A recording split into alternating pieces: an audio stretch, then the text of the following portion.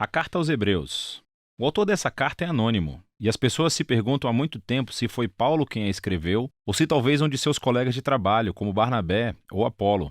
Mas a verdade é que nós simplesmente não sabemos. No capítulo 2, descobrimos que o autor tinha um relacionamento de primeira mão com os discípulos que estavam em torno de Jesus. Portanto, sabemos que essa carta está ancorada nos ensinos dos apóstolos.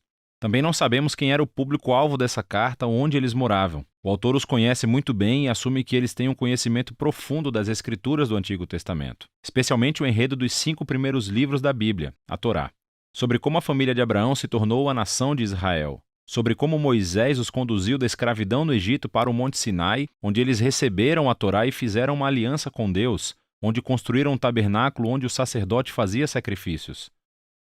E também sobre como eles foram peregrinos no deserto, a caminho da terra prometida. O autor espera que os leitores conheçam todos os detalhes dessas histórias. Então, muito provavelmente, o público é composto de cristãos judeus. E é daí que vem o nome da carta. Nós também temos pistas no capítulo 10 de que essa comunidade da igreja estava enfrentando perseguição e até aprisionamento por causa da sua associação com Jesus. Alguns na comunidade estavam se afastando de Jesus e abandonando a fé completamente. E isso explica o propósito e a estrutura dessa carta. Primeiro, há uma pequena introdução que é seguida por 4 sessões em que o autor compara e contrasta Jesus com pessoas e eventos importantes da história de Israel. Jesus é comparado primeiro com os anjos e a Torá, segundo com Moisés e a terra prometida, terceiro com os sacerdotes e Melquisedeque, e por fim com os sacrifícios e a aliança.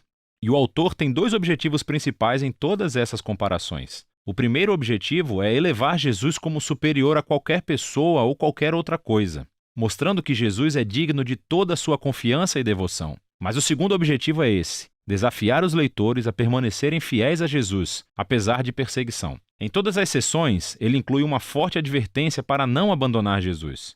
Então, vamos nos aprofundar melhor e ver como tudo isso se desenrola. A exaltação de Jesus começa na primeira frase da introdução. No passado, Deus falou aos nossos ancestrais de muitas maneiras diferentes, mas nesses últimos dias ele falou conosco através do seu Filho. Assim, o autor está dizendo que Jesus é superior a todas as formas anteriores pelas quais Deus se revelou a Israel. Ele então faz uma assombrosa afirmação de que Jesus é o esplendor da glória de Deus e a impressão exata da natureza de Deus. Essas metáforas indicam a maior aproximação possível entre Jesus e Deus. Então, Jesus é o que os raios de luz são para o sol, ou Jesus é o que a impressão de cera é para o anel de sinete. Para esse autor, não há Deus separado de Jesus. Jesus é Deus feito humano como Filho. E é essa a visão elevada de Jesus que é explorada ao longo do restante da carta. Na primeira sessão, o autor compara Jesus com anjos, o que pode parecer estranho. Por que anjos? Na tradição judaica foi ensinado com base em Deuteronômio capítulo 33, verso 2, que a Torá e as palavras de Deus foram entregues a Moisés no Monte Sinai por anjos. E assim, dizendo que Jesus é superior aos anjos, o autor afirma que Jesus e sua mensagem de boas novas são superiores a todos os mensageiros anteriores da palavra de Deus. E assim o primeiro aviso flui desse mesmo ponto. Se Israel foi chamado para prestar atenção à Torá que foi entregue por anjos, quanto mais devemos prestar atenção à mensagem que foi anunciada pelo Filho de Deus. E não apenas isso, mas, dado o status de Jesus acima dos anjos, quão notável é o fato de ele ter abandonado esse status tão alto para se tornar humano, sofrer e morrer. Em Jesus, vemos a glória de Deus e a grande humildade de Deus. Como Jesus se uniu com compaixão ao destino trágico da humanidade. Nos capítulos 3 e 4, o autor prossegue argumentando que Jesus é superior a Moisés, que liderou o povo de Israel através do deserto e construiu o tabernáculo. Jesus também é o líder do povo de Deus. Mas nele não vemos o construtor de apenas de uma tenda, mas sim de toda a criação. Então, o autor reconta a história de como os israelitas se rebelaram contra Moisés no deserto, e eles perderam a chance de entrar no descanso que Deus lhes ofereceu na terra prometida. E assim vem o segundo aviso. Se Jesus é maior do que Moisés, quão maior são os riscos que corremos se nos rebelarmos contra ele. Também estamos em um ambiente de natureza selvagem, onde temos que confiar em Deus, pois o futuro está na nova criação de Deus. Portanto, vamos nos certificar que não nos rebelamos como Israel no deserto e perdermos a oferta graciosa de Deus para entrar em sua nova criação.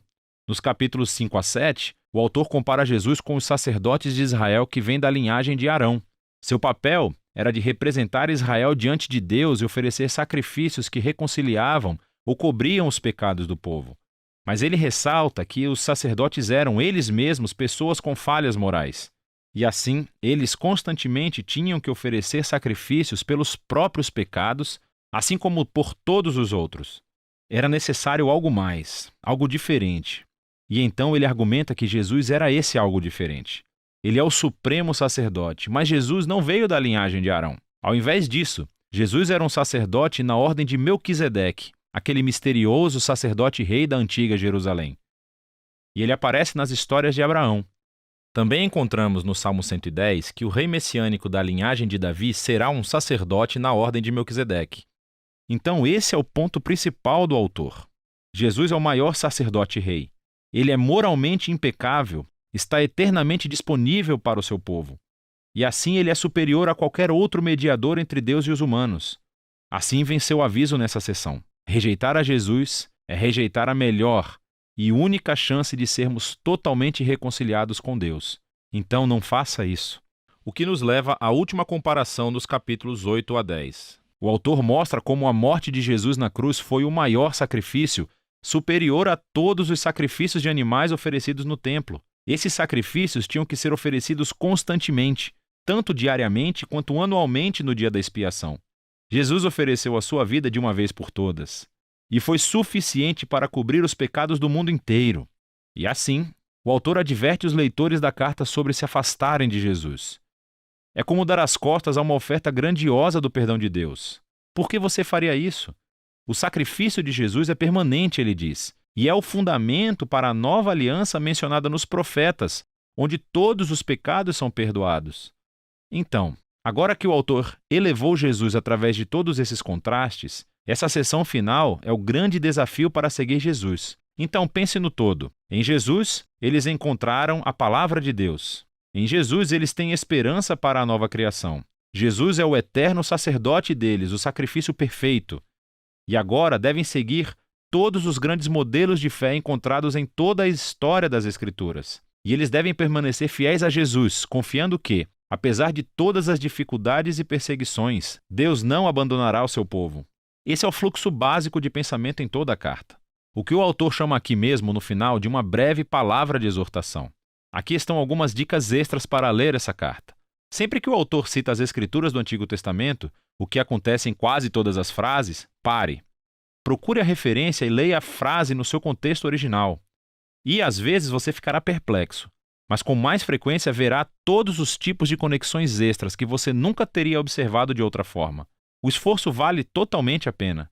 Você também deve saber que essas passagens de advertência farão você se sentir desconfortável, e esse é o objetivo.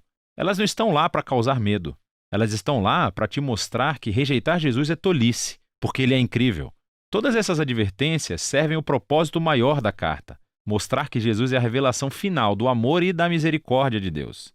E é disso que se trata a carta aos Hebreus.